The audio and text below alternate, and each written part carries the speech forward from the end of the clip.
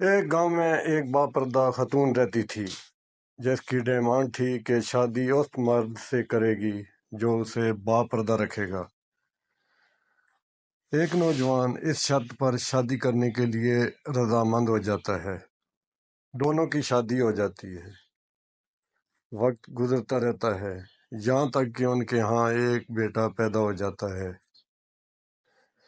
ایک دن شوہر کہتا ہے کہ میں سارا دن کھیتوں میں کام کرتا ہوں، کھانے کے لیے مجھے گھر آنا پڑتا ہے جس سے وقت ضائع ہوتا ہے، تو مجھے کھانا تو کھیتوں میں دے دیا کرو۔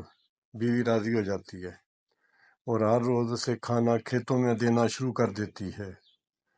وقت گزرتے گزرتے ان کے ہاں ایک اور بیٹے کی پیدائش ہو جاتی ہے، جس پر شوہر کہتا ہے کہ اب گزارا مشکل ہے، تمہیں میرے ساتھ کھیتوں میں ہاتھ بٹانا پڑے گا۔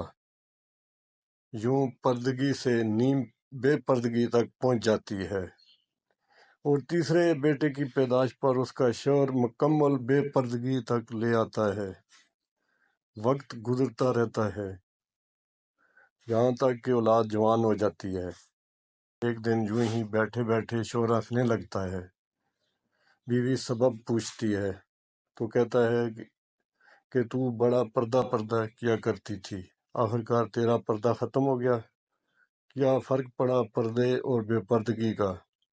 زندگی تو اب بھی ویسے ہی گزر رہی ہے۔ وہ بولتی ہے کہ تم ساتھ والے کمرے میں چھپ جاؤ، میں تمہیں پردے اور بے پردگی کا فرق سمجھاتی ہوں۔ شوہر کمرے میں چھپ جاتا ہے، عورت اپنے بال بکھیر کر رونا پیٹنا اور شور و غل شروع کر دیتی ہے۔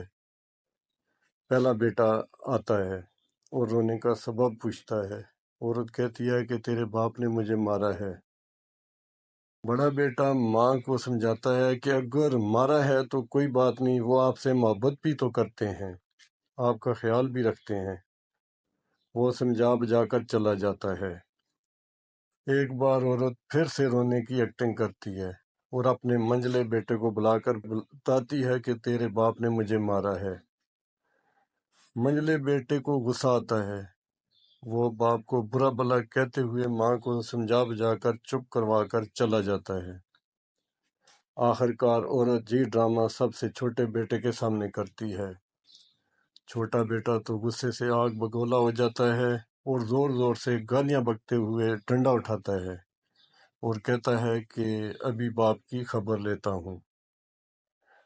پھر عورت شوہر کو بلا کر بولتی ہے کہ پہلا بیٹا میرے پردے کے وقت پیدا ہوا تو اس نے تیرا پردہ رکھا، دوسرا نیم پردے کے زمانے میں پیدا ہوا تو تیری آدھی لاج رکھ لی، جبکہ تیسرا جو مکمل بے پردگی کے زمانے میں پیدا ہوا تو وہ مکمل طور پر تیری عزت کا پردہ اتارنے گیا ہے۔